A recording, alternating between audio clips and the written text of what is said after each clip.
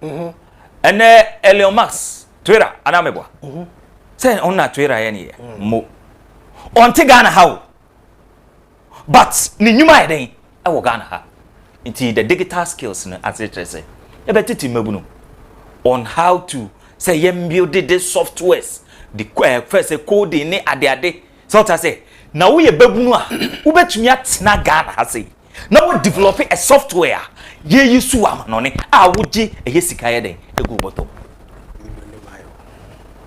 eno ene baby a say ewi ase ne ko so ta say we are in a digital age.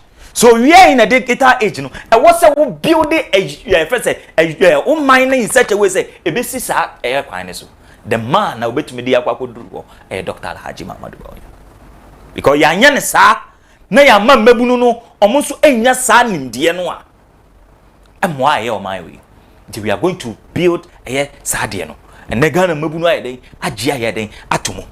Already the Ghanaian community ene Ghana mabunu nim say MPP yen na yaba ya fan krofo adwuma mu pa yen MPP for yen yaba ya fan krofo adwuma mu pa in the history of this country. And as we speak we are talking about 2.3 million jobs ahead you create about the Ghanaian people 2.3 million and Masana say you can clearly testify say hwe yen nuanu mu bi nurses for ene achirechire for Masana say Omu school 2012 to 2016 John Mahama ni NDC for omanfo madwuma mu da eteki na nado danko ekufuado eno ba ya 2018 2019 o recruit sa yenuanu mu nyina e chiro prefer say yen MPP for ye ba ye no ya be create a job opportunity John Mahama ni NDC teso no Masana say John Mahama ni NDC no moteso no na omu create unemployment Nanado danko ekufuado ene Dr. Alhaji Mamadu Bawumia omu baye no omu create employment. It is how you babunu na ko take a decision in the year 2024 7th December tiasese former president na opese wo ba no ono oteso no na o create unemployment ena the current vice president and the president omudo omutesu omu create employment for the Ghanaian people. Now we are happy to announce say you create over 2 million jobs for the Ghanaian people. Until we are nurse near, we are teacher near. You can trust Dr. Alhaji Mamadu Bawumia because on any MPP are buying ye create anyumano. And nurses, nyame ya dum President Akufo-Addo ni Bawumia. Omesisi hospitals bebre ebimu yewie ba hospitals na yewie no ayemo ene ye be fam adwuma iti akabe 3-4 months ne yakwakoto aba uye nurse ni uwo school mu nursing trainee and teacher trainee the issue is die obetumi afa wadwuma memra wawie school no aye Dr. Alhaji Mamadu Bawumia because John Mahama bisa o predecessors Omu school 2012 to 2016 John Mahama fa wo madwumam iti the issue is the obetumi afa wadwumam from the year 2025 ekono Dr. Alhaji Mamadu Bawumia because John Mahama dey ono obaye no obe create unemployment because as we speak yemra yesisi hospitals no many anom nurses ene omomo adwuma deda emra yesisi hospitals no ye ka say ye the agenda 111 ba John Mahama ni NDC ni kachire yense enye realistic eye over ambitious esokrado do ye ne suade hunu MPP yese ye de ban o se esokrado do entumi mmemu da but ene ade na o se entumi mmem no ene abem ema ene hospitals ahodoa na nado danko Akufo-Addo ACC no eye mo nurses nursing trainee for no a mo schools no ene omo mo titifie no mo ene ye be fam akwakugu eye na so here na ye fa over 15,000 nurses eye na ze ya ene ye financial clearance ma wo mo a chiro prefer say you can trust the new patriotic party when it comes to nurses recruitment ye ni betumi aye ye restore allowances na ma so ta say ye tua allowances no ena yes aka che wo say uwia ye be ma wadwuma ya ye bida MPP ya ye bida because onyonko ye former president betina akunya we so 2012 to 2016 mu predecessors nurses no o man fa wo madwuma Nana Akufo-Addo and Dr. Alhaji Muhammadu Bawumia omo buy ombempah. It ye be create jobs opportunities for both nurses and teachers.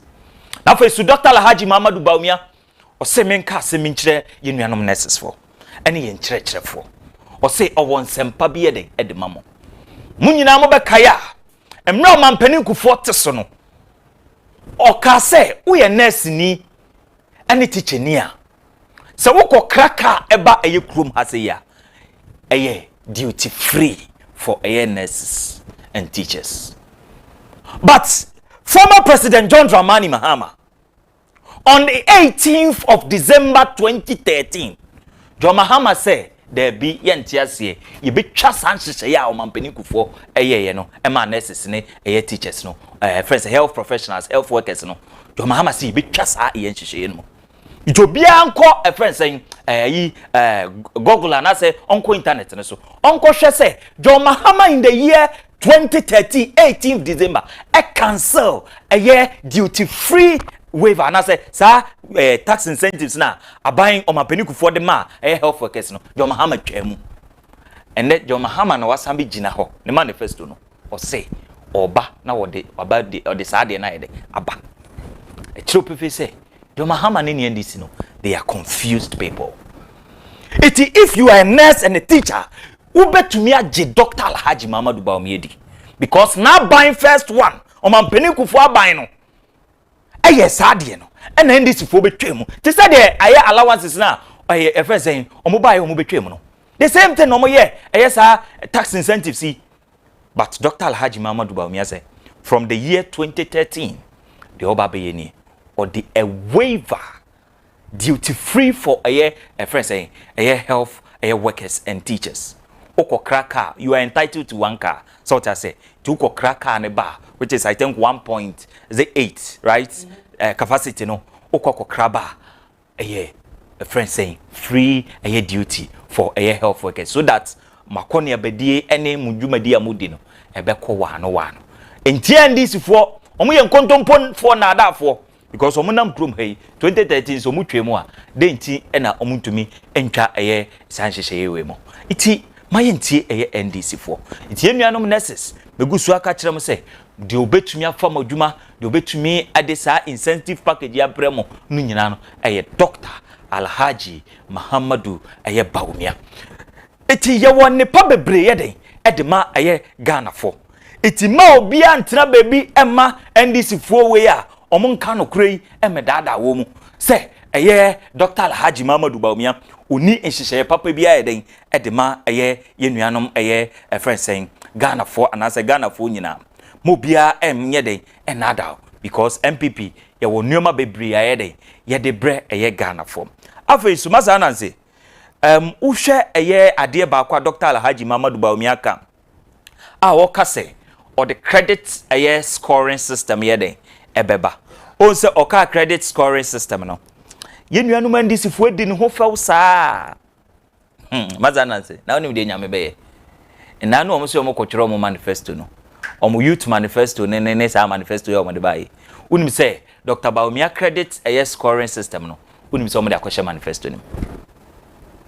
ade a omo di Dr. Bawumia ho faw se enye no na Ghana fo hia no unim se omo de akwhye omo manifesto nim Ethiopia to me who say NDC for die opposition motena ye no o chese omunsuya hwe because what krom ha anase o say credit scoring system a Dr. Bawumia ye de ba no wo John Mahama nen mo offense mo NDC no mo di ne ho fa o esopa no se Ghana yen hia saade no ema wo beka ya Dr. Bawumia kyerɛkyerɛ ni nsemu a woka nkakra wobɛka sɛ wo betumi tua no 1 cedi 2 cedi all in the name of say wo so betumi etua ne nkakra no nkofo so Dr. Bawumia pachi ewo krom aseyi no mo sopa no sɛ adenti na wakoka but moko tena friend saying moko twro mo manifesto no mo the credit scoring system ayede akwakohyem me ma menom credit scoring system ni mmebunu ene me nuanom a friend say mo hwe nyina no credit scoring system no ni nyina ne okwa amanone no agese wo sika pa ena wo say metam sikabum akoto bibi tell us say nti ebi a fridge watam sikabum no akoto ebi a television watam sikabum no akoto ebi a mobile phone watam sikabum no akoto ebi a fie watam sikabum no akoto ebi a car no watam sikabum no ayeden wakwa akoto. Dr. Bawumia say ya build on mine edu extense yen data no ayede eye edu eye perfection. Basa na say through the Ghana card Dr. Bawumia ba ya o man ni bre say e wo say Ghana for ye obi anya a unique identity.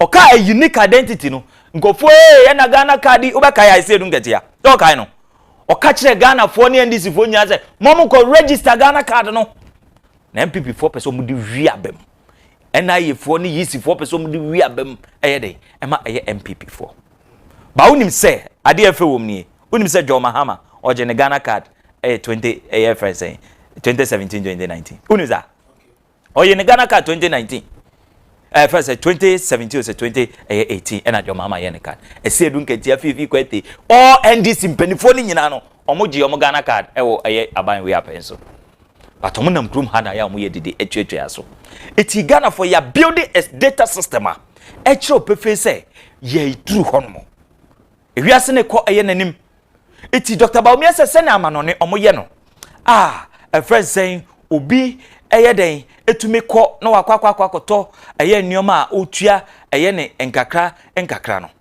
Dr. Bawumia say what we are going to do then say ya build eye sa data no ye be hwe ne ye introduce sa de ne ye den e wo system no mo nti ebia anase memeti hoyi na bia me se me pe fridge na fridge na bia sikabum ye den eni ho but metumi ne omo ye sa nhihye no akwa ye nhihye se bia ye nteteme ye den enkakra ye den e wo krom ase ye already unim say first 1 or 2 ayi bi ye den e ye bi okrom ha so be hwe ye na ye national service pen no na a certain company a partner with the National Service Secretariat. So that's it. Omo partner with them no. We national service personnel. Na ebia ope maybe fridge. Ebia ope sa ni bia. A sense company ni national service fire den. Aye unit. Na munim say sika na den. Free first baby number free national service for neighbor. Omuni oma partner ebia we national service personnel ebia me pe fridge we ebia me pe akunya we na ma yede makwa GF company ne ho national service pay ne sika ne yede eba no na yede yetetewo enkakra ade we ya Dr. Bawumia ka ho asem no na nkrofo yi esopa no okrum ha but nei omo ayeden etumi dia yeden akohye eye omo manifesto mu eti eyenim guase first class na yeden ato eye friend saying former President John Dramani Mahama eni ni NDC for no say omunam krum ha omu super Dr. Bawumia omu afi yuso Dr. Bawumia eye ni policy no omu asan ya den e de akwa eye friend saying omu manifesto mu ebio masananse okọ the various senior high schools na o hwe eye Dr. Bawumia ne nsema o kan ndra na otumi chiro pefe say ye the wifi den ekọ eye the various eye senior high schools so that's it.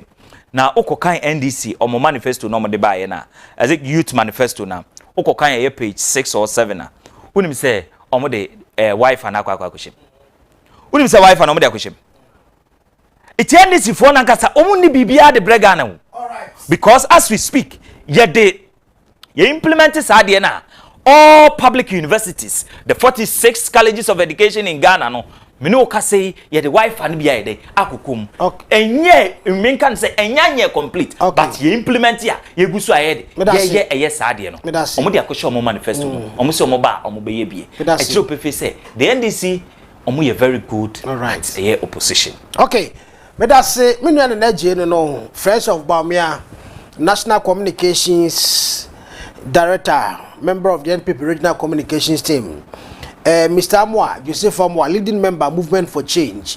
Akodi baby want me am still waiting for the NDC rep. Also na mkomeba. So obeduru ani yapon yempon so a mama na konya no so akasa na manifesto no so no.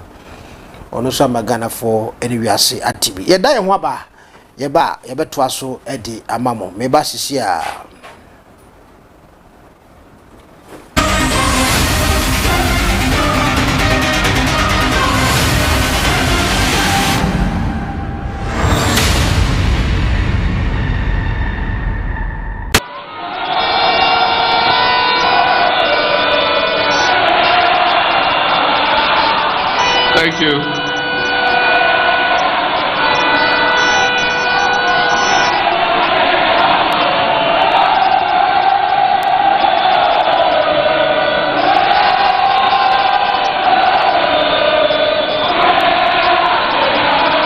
Thank you.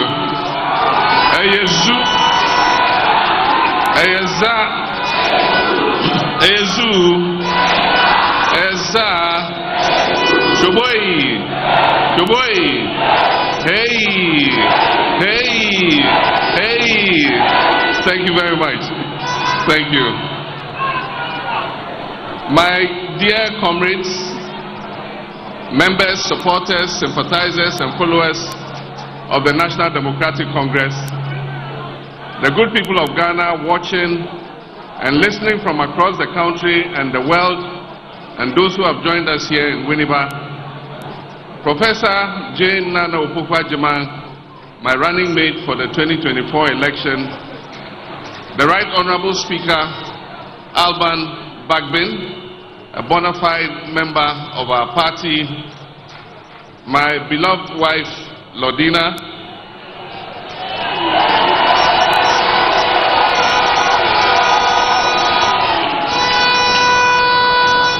my dear children who are here with me, Sharaf, Shahid, Farida, thank you, I acknowledge you. Our National Chairman, Johnson Asiedun Ketia, our General Secretary, Fifi Tiavikwete, our traditional rulers who have been so kind to join us here today, our members of the Council of Elders who, despite age, have managed with their walking sticks to join us this morning, party supporters, ladies and gentlemen. Today we gather with hope as one people, united in victory, and as one nation, Ghana, with a common, interwoven, invisible destiny. Today we also gather to reignite and reaffirm the dreams of our forebears, led by Osajifo Dr. Kwame Nkrumah, the founder of our great nation, a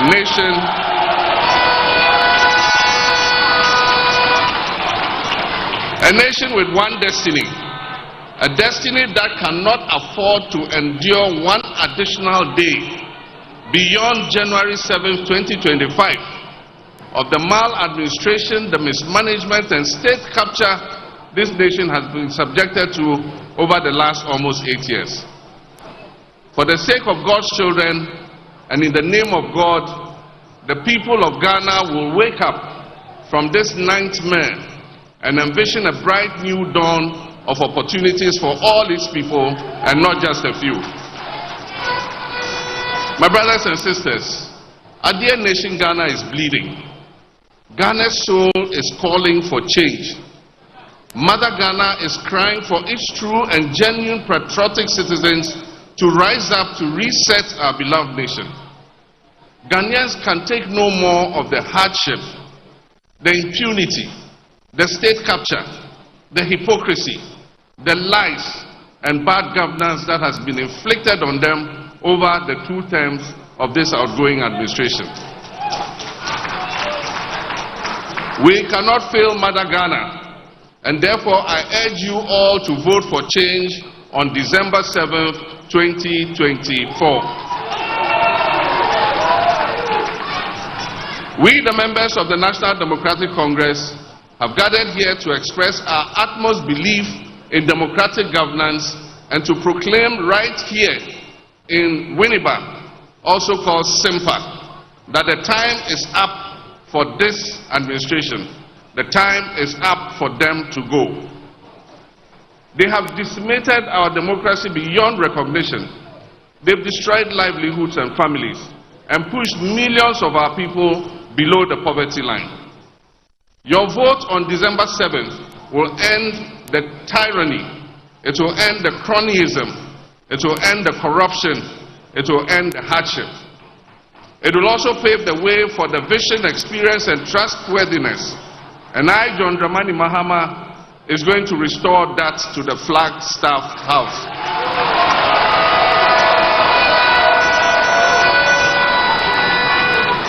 As I've said before, this government must begin writing their handing over notes if they have not started doing so already. This NPP administration has been the biggest political scam that has been pulled on Ghanaians since our independence in 1957. And I'll explain why. They were repackaged with ribbons and sweetly scented with enticing promises. Most Ghanaians will agree that Nana Akufo-Addo is indeed the president Ghana never got. And indeed, I dare say, his much-touted economic whiz-kid, Vice President Dr. Mahmoud Bawumia, is also the economic messiah Ghana never got.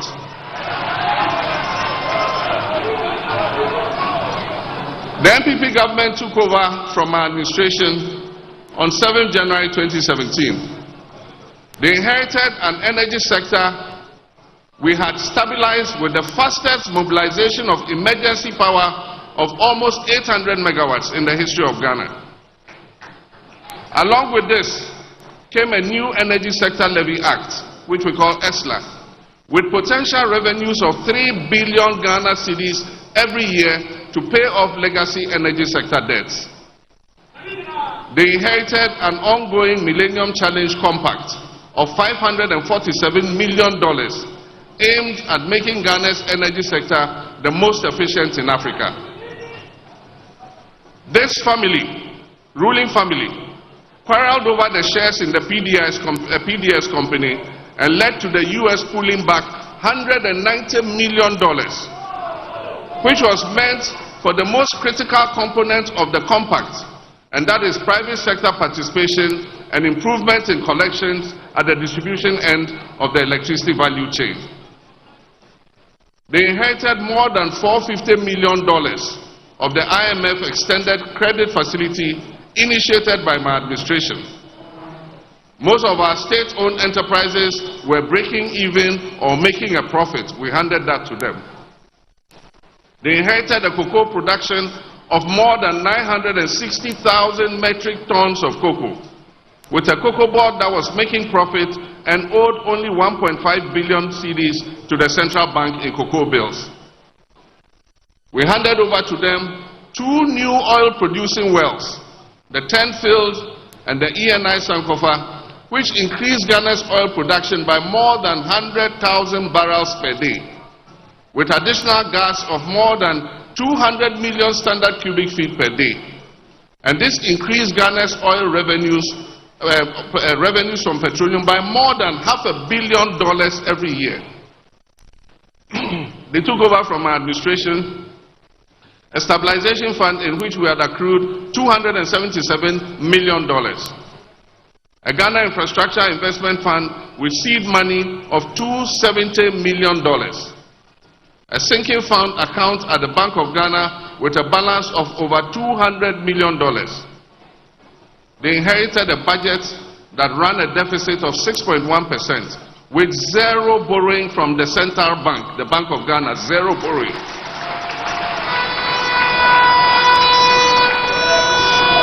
They inherited a stable currency that traded at about 4 cedis to $1. Inflation was at 15.4%. Unemployment was at 8.4%. And when we handed over the administration of this country to the Akufo-Addo-Bawumia government, Ghana's debt as a percentage of our GDP was 56%.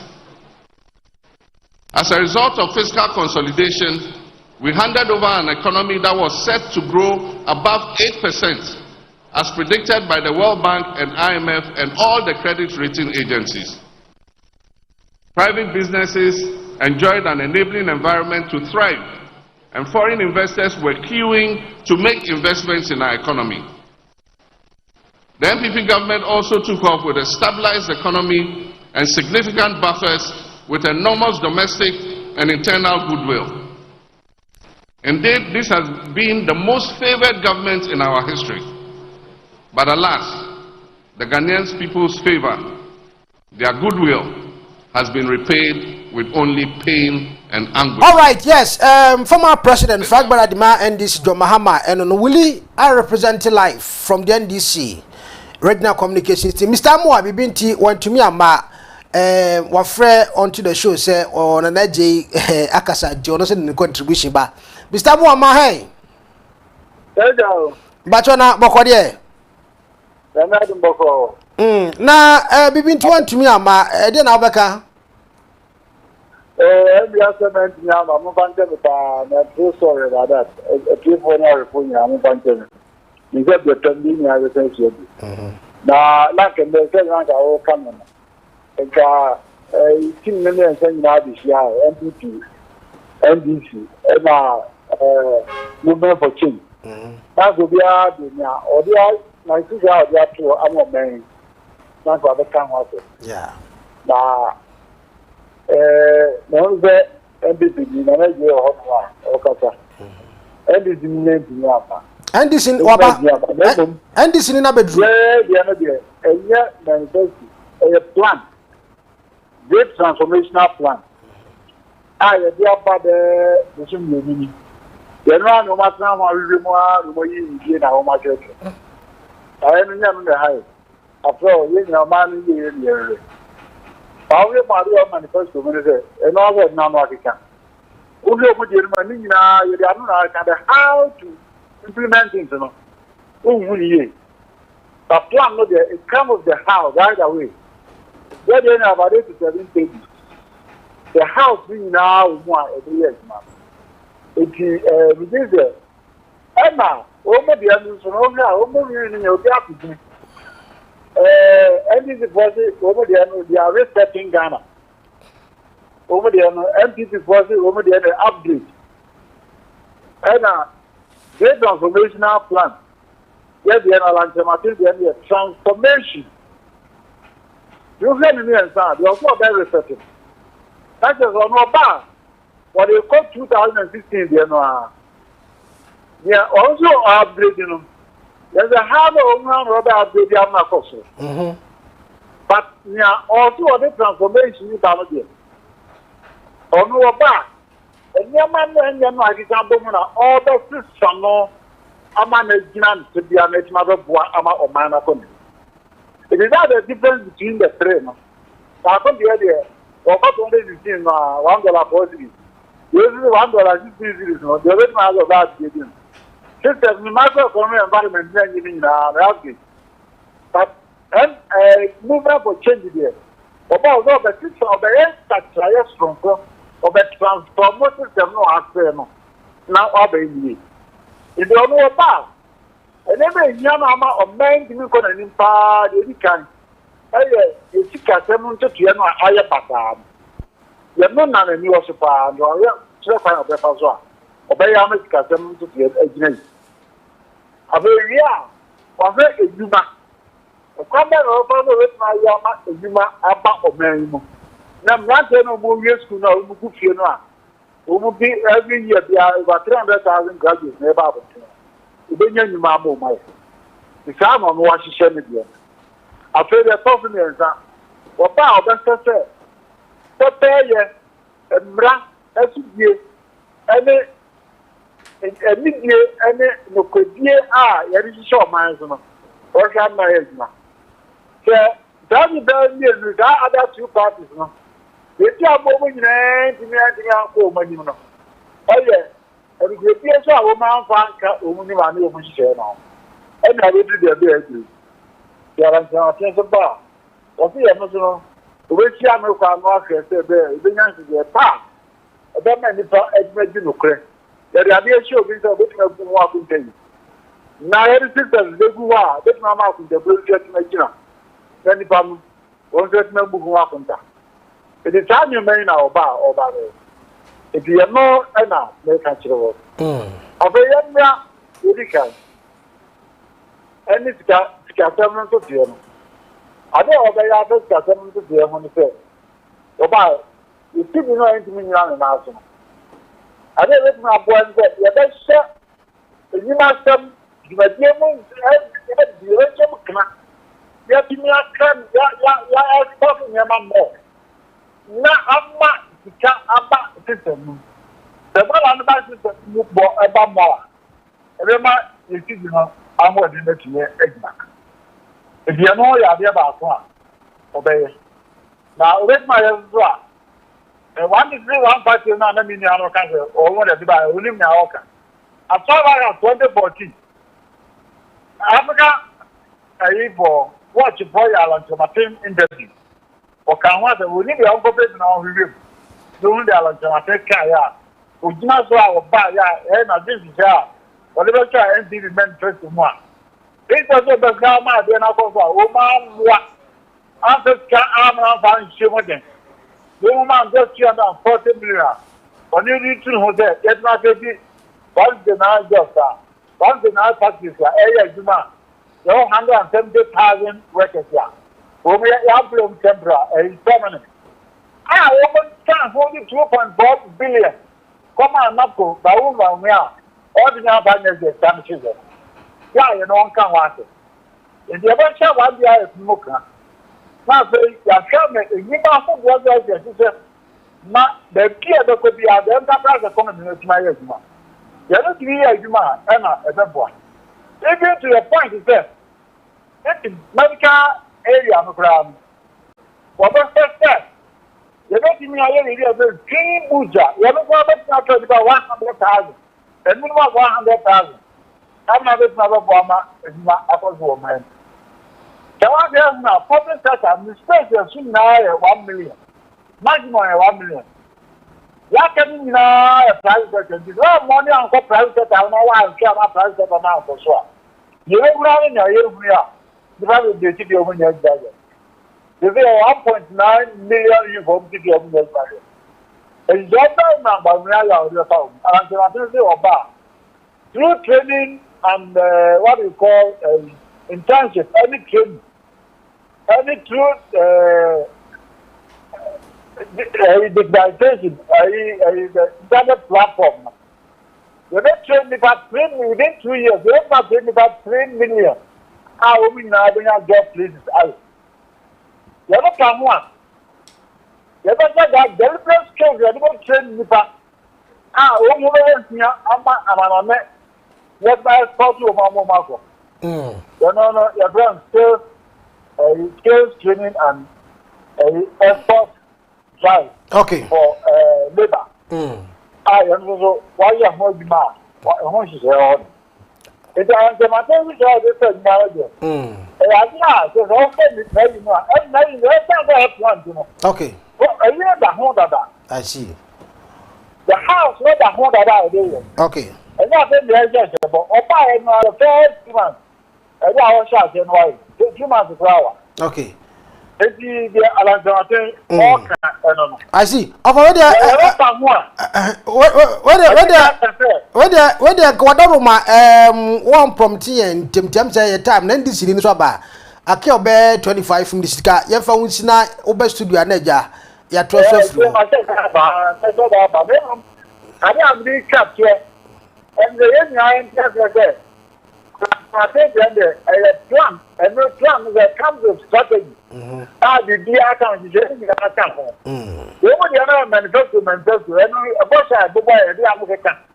Do you want to know other countries really a which is translated into previous manifestos of my young. So much in your to be a net. One of now more can water. Okay. Mesum Dasi, Mr. Joseph Formoa, leading member movement for change. Ashanti region, no sense representing maybe between 20 Myanmar and Freya. Yamani time or no so Akabi Crano. Yes, from then this year, Yamina will have no so Jana Manaba. Chama Aquaba. Na Bokode. Yamia Mibia Swami to say, Swami dear Bonibiani. Eja campaign Toyani. And then now Swami has been doing corner and a parliamentary candidate which is in the person of Franco Zwanza or Bojuma into Swami when he be in Bonicla I see. Mama Auntie and Ra near Moso Moya Manifesto. Young way. Memphis Alconia Suachia and John Dramani Mama is Excellence, former president. Amazafa Sakonya Zwacha, national executive of the party, led by Chairman General Esidin Ketia. Amazafa Kwen Zwacha, regional executives, led by Nanakosi. Masat yes in constituency, which is Swami constituency precisely, led by Chairman Nerudin Harun, any executives. Amasadin Chia, Ire, Eddie Mafranco as a parliamentary candidate, hopeful for Swami constituency. Adiana me pass akonya so aire any Ghana for okay edinkomo Enra which is 24th of August 2024 His Excellency John Dramani Mahama Edda Manifesto NDC yo editor Ghana for na ni nsem nyina no manifesto Saturday yeah Enra no Enra is Sunday Saturday na kasi manifesto a yade politics yade ehia pa na oti akira oba kase bia yekura mu boka esi ehu hia be won ehu hia and Enra which is 24th of August 2024 John Mahama out NDC ni the manifesto ewo biniba edi na all that manifesto na di no or acknowledge Dr. Kwame Nkrumah actually Kwame Nkrumah ye onipa bia ono nso pave way in Ghana's democracy and you know the manifesto ni nyina o kan ni nyina no mefa kakra bi ni maka ho asem time nti John Mahama ye handi NDC MPP inherited so many things from NDC under NDC when we left the power no we had 2 oil field producing for NDC leave the NPP be fine. Secondly, sinking fund you just got $200 million that was sinking fund. IMF credit facility which is $450 million. ESLA it got 3 billion Ghana cedis and a stable currency during the time of a MPP first time dollar rate near 1 cedi. It Excellency former president dead delete Professor Moss and John Mahama in combination which is 8 years dollar rate you know as a then 3 cedis that become because near 4 cedis Akufo-Addo and Baumia Enyanru which is 8 years no and make us akabe 4 months no so say dollar rate no equal 16 cedis unemployment rate John Mahama time na 8.4%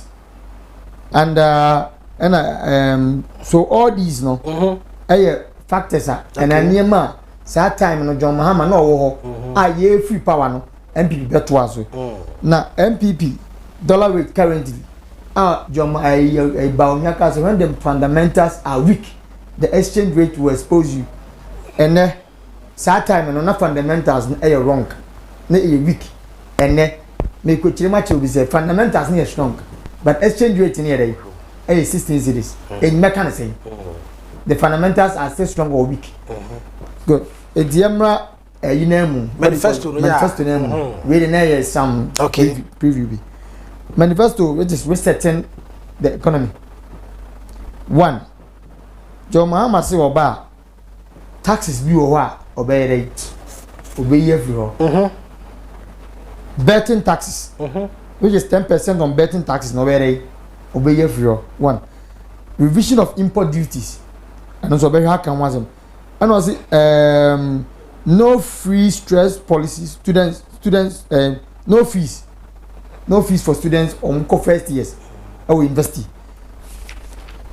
and also obey free primary health care free primary health care. Secondly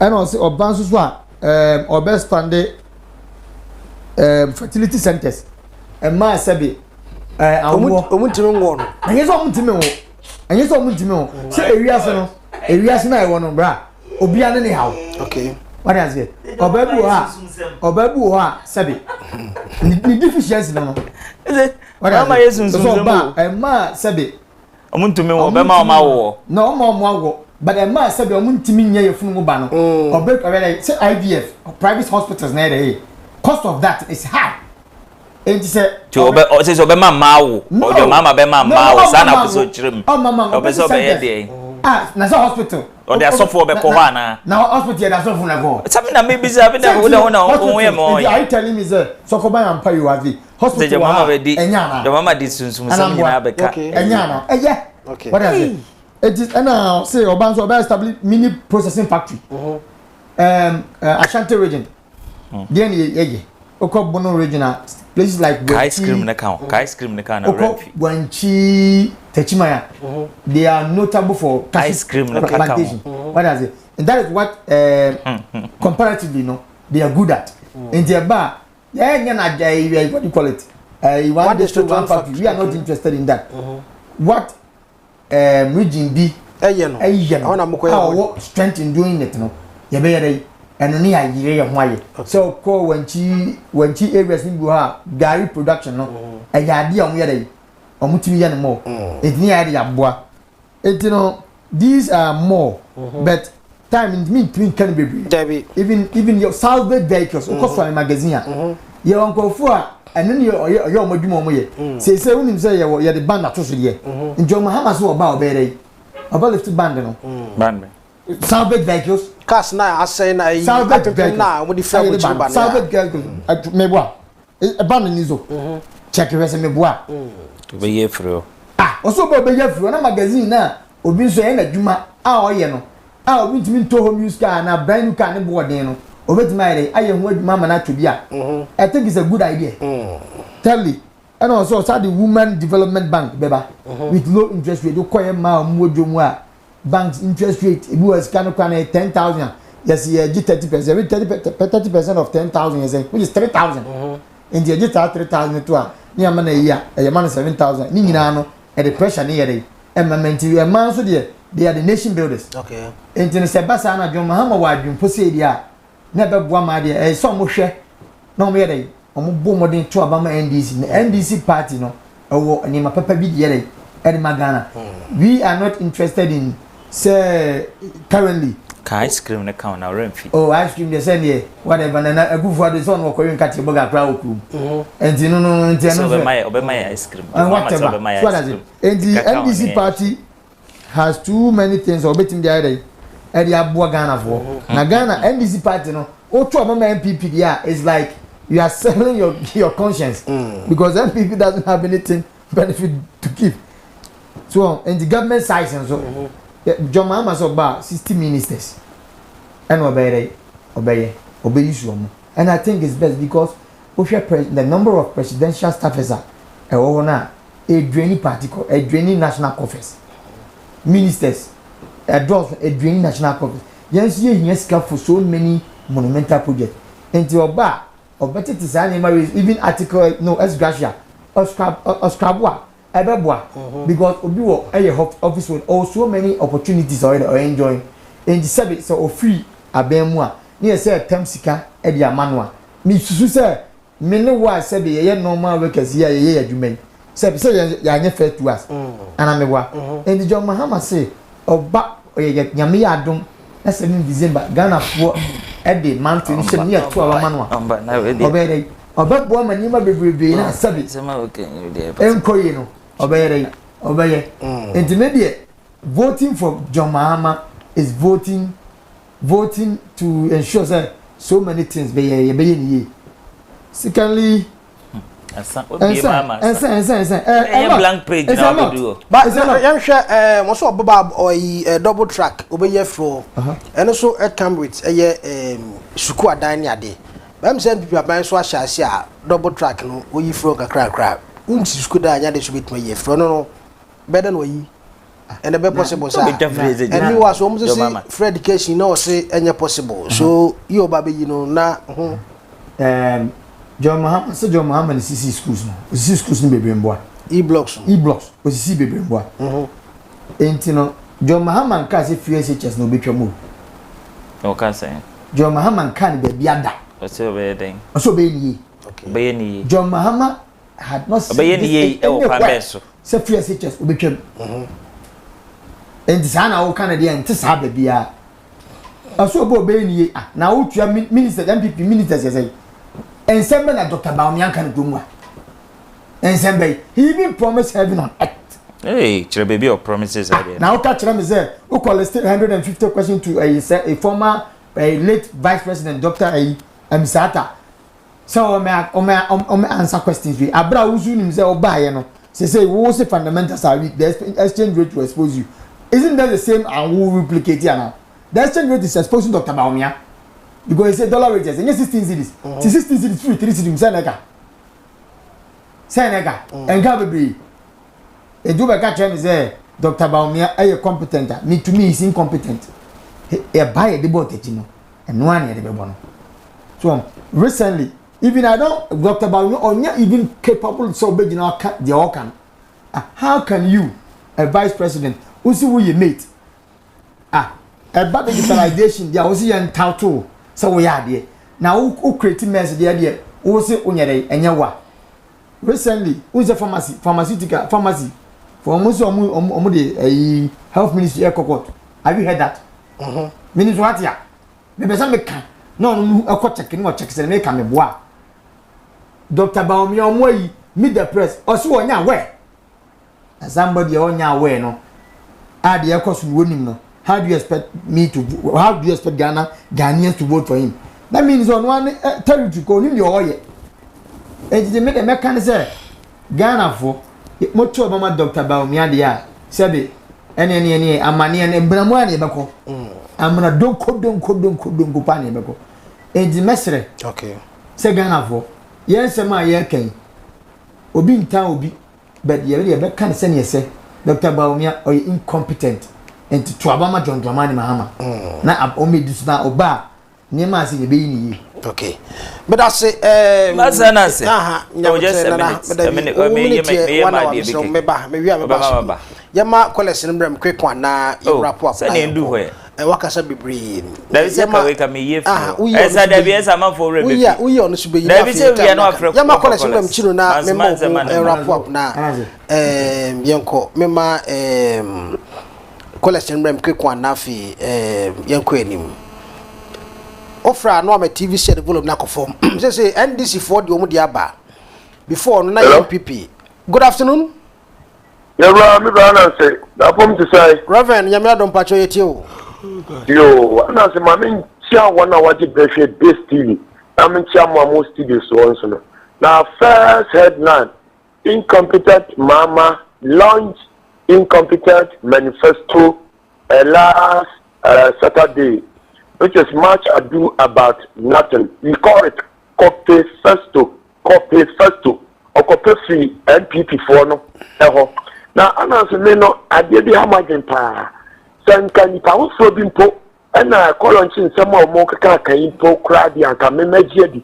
Now, Sir John Dramani Mama, I in I and I can't come our marry. Ama ya show you ko to abama 2012 ma obeta ko nyeso 2013 ko edi ye ko shedum so mu mama secretary say eye mobile phone kura nipa ba kura mobile phone be miensa obi kura be nine e na amadum so aba komodum so onu wo say wo be ye free anani onu na on ka kire say free beast anaku fado promise free beast e di free na enye na ye dey na onu okonya see ananse dia wa ngasa wa samu awoka eni ye dey begaji wo woti ase wo kura bra na na kufa do ka kire Ghana for say da bia wo kire wo Ghana eti mlesa me dey eye free SHS ba e ma Ghana nkola eti ko school na dachi obi afie education about wo ka kire so David e ma Mr Beautiful samu kai no o ye movie artist amukọ sponsor one and wo mukọ fa trunk so school yi ka kire free education for one Mr Beautiful so when you get a year say na me fa the claims say no say wo Ghana so dia and then mo say ananse edu media anansem no nka edu media na reho na ba so be kan wa ya mo bi kranka na me mo bi abeka ni tu de nya betre ananse no kwa sama tinye no che say ni fa ya jini di enye Ghana for munyi mani free mama so am to aba ma ba wo mia da ma si be. Hello, good afternoon. Hello. Good afternoon, sir. Good afternoon. Hello. Good afternoon. Good afternoon. What did the show got that friend? Good afternoon. That is it. I'm not going whiny. Yo, Vinia. She has not given no I no bona ba sa me pa na me sense no what na me katafi. Hello, Anase. Nana, when you're ready, I'm for you through. Chana na give me pa why? Okay, what do so kasa yetio? I'm sense no what na me katafi. What you want, you will need to count the NDC. I will. Hey, Manifesto VRS. Wow, I'm a very good amateur. If you have the school for ice cream, and the ice cream number to check. Who's it? And then the ice cream number to check. Then you must work the papa. Then for answer senior bank. Then you must palm of your good part. Why you know? I'm a paying. By so that but not to no way. Not gonna quarter. Now, if you mistake, you have to find your mama back up and this bar. Ghana for you, sure you so far. You're sure you so. But now they are fine schools. Hospitals are. I'm a prayer coupon West here. Me now, but you have to walk. And if you want to 8 years, I'm on your hospital back to Kram at that area. I promise no more here. Only for me, I be my own, my second of 4. Then we are to my rebel, you know, why. Second of 4 to a pencil. Then another. Okay, hello, good afternoon. Good afternoon, Pacho Etiwai. na kata na kata je kumbungu kwa sisi pata kumbungu ala tudawate waya je nyamishio mechao na wakata yi me fa kwenye wezna chao na from komna na dompre etwa ura mitana hadi bijirte bitwa constituent ayana wata ni papa no yana na obir kwa ina bansengo hapo NDC nino ni bitena timbi osi John Dramani Mahama na message ya papa la message 20 eno kiaba John Dramani Mahama ni yesho se dana for papa ino subai akwada openyino obiani ni subai emma na dana for to abama no 20 pounds oba e kwa wansa ya di pa bia maye John Dramani Mahama ni sira dana for momma yenso agara mo Dr. Mahmoud Bonyo si ade yo na bibia tre ko wano John Dramani Mahama die anye di papa wa ya de mi da wase. Okay, hello, good afternoon. Hello, good afternoon. Afternoon, Alanza. Yes, sir. We did this work at your friend. That's to say. Nyamia don't patch you now. When That I am yasu. The mechanic say. what more deal? Ghana ni bia obeto Abama NPP abandon na any pan was na blabo. Because share moba mo say NDC aba enye kwintino moba baji Ghana FNDC system na so moba yempo de moba be create mess kra share national category share skadodo mo di wo ho wo na wa kwa samba say usan pe presidential di na okaze Ghana for your jima na sebe yenimi yansa party mi second na so bia nto abanama NDC sene yani emani ablabo nya koso ndamase. Okay, you for do chat to na. Hello, good afternoon. Good evening. Good evening. Sister. I can't that program next to you. Who was who did this? How friend? Okay. Who can free? Who did this? Yes. Good evening. Who can free? Who did this? You need to tell me that I come to what's with you. Okay, it's your wife, Kasa. As I show, as I said, I some now who can say. You're not person I'm about 1 year she did an answer. But when I put her to buy and on so my year she was done a house. Well, my year she was a man to me, boy, many years to copy a former dear. Or more buy and want to mind young to say, dear, my young who said.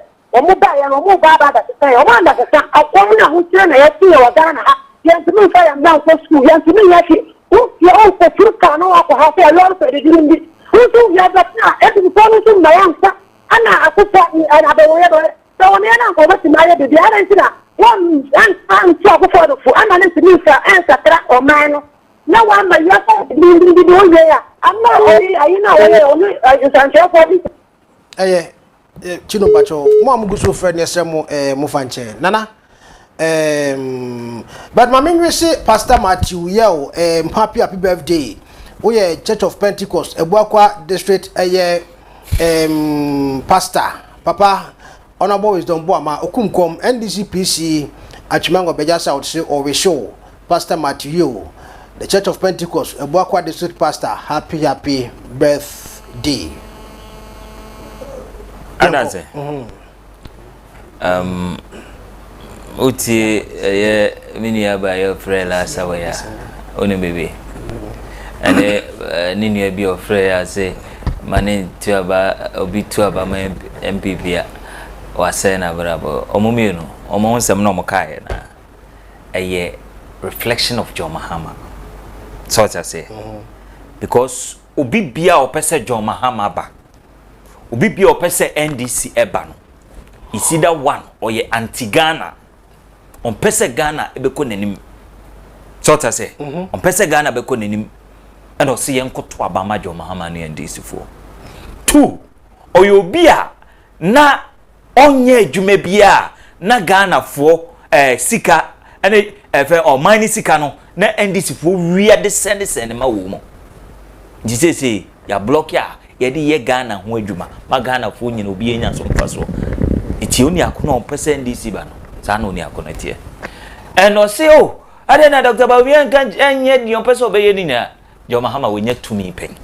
o mind tumi nyina be di ni ho mfie 9 bi pen iti sa nyoma no no so ekika se opese obeye ni nyina no adenti na oteso as president na adenti na wanye timo bie ma no na mo kasa aya na madwen hu mienu sa asema me ko ken okay ade e beboa menu yi mfa nche no ete John Mahama se obeyi taxes se free ho rade nyankopo ye nyai abetwa ye be hu aya akokon dompe etamaso unim okofa NDC Manifesto 2008 and 2012 the NDC for Ghana for boss the new NDC government will never and ever introduce any new taxes.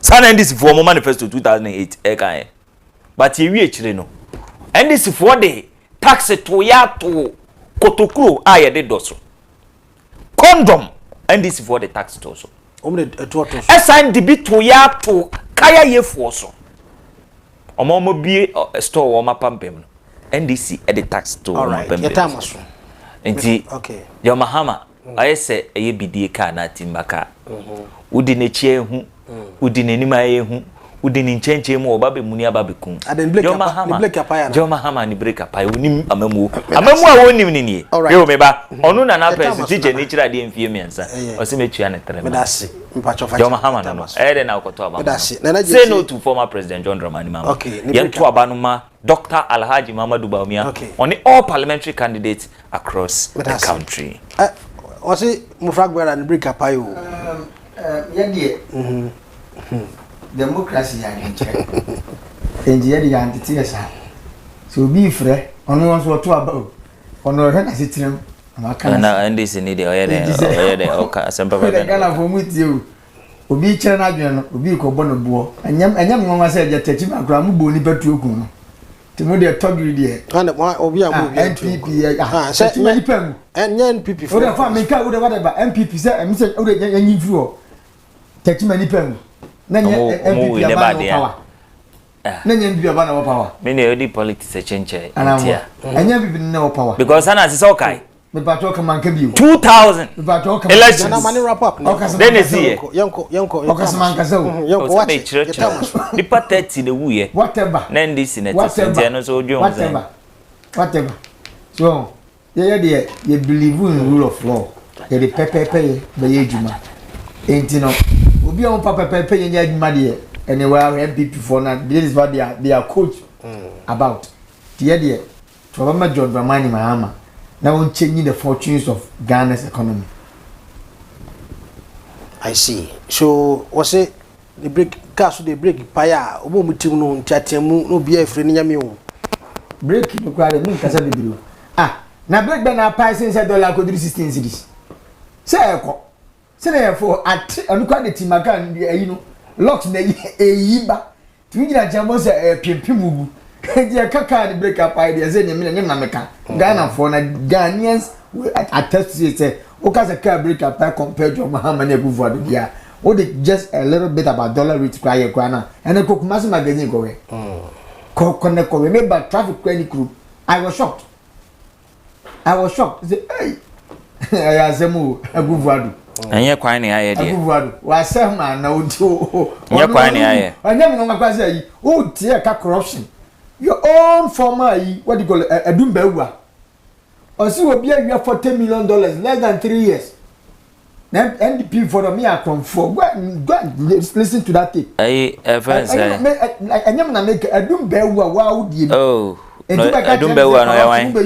Corruption the MPP ni ana we ja MPP. He's an MPP man. Okay. MPP ni. Na wonim. Na NDC ni kura NDC fo wonim bibi. Anaze. Omu wia ko wia eya sensa wabode enyina. NDC fo wia ko wia eya sensa wabode. $40 million. Eya sensa wabode no wate. Eya sensa wabode na muko wia wo mampo. Itini no wonte. So ta say. Na wonim. Mazana say. Obi tumi wie eya sensa wabode. Na o man sika no wia. $40 million. Obi tumi fifa o man we nyina box site o se me nua je. Man na Crawford chen o. Muhammad the contract Ibrahim Muhammad. It is better now so go that the chef ma unya anu kran. What? Enye no kore. You see? Ye ton wan. Go the chef. Ye ton ma wan.